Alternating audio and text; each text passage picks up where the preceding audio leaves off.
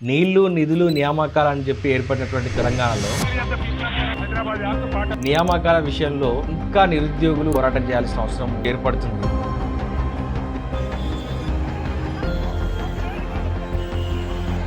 తెలంగాణ సాధించాలి, లేకపోతే మనకు బతుకు లేదు, యువతకు అసలే బతుకు లేదు అనే అంశాన్ని చెప్పడం జరిగింది. ఆ మేధావులను నమ్మి చాలా మంది నిరుద్యోగులు తెలంగాణ కోసం ప్రాణాలు అర్పించి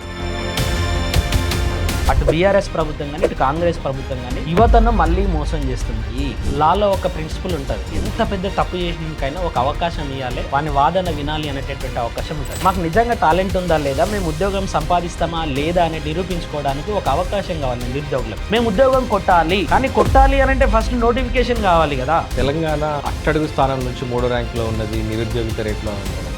నేషనల్ స్టాటిస్టికల్ ఆఫీస్ వాళ్ళు దీన్ని ఎవ్రీ ఇయర్ రిలీజ్ చేస్తారు. నిరుద్యోగంలో తెలంగాణ 3వ స్థానంలో ఉన్నది. తెలంగాణ వచ్చిన తర్వాత మాకు ఉద్యోగాలు వస్తాయనేటటువంటి భద్రత కానీ భరోసా కానీ నిరుద్యోగులకు ఈరోజు లేదు.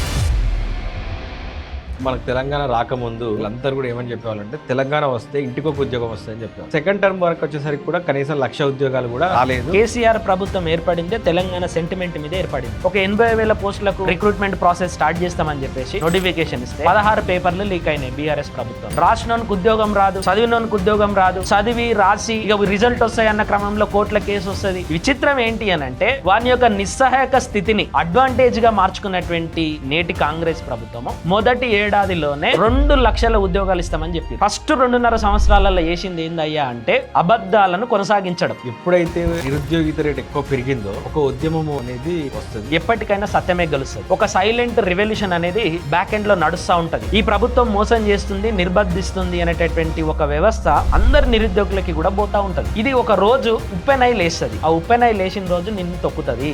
ఎవ్వనికి అధికారం శాశ్వతం కాదు.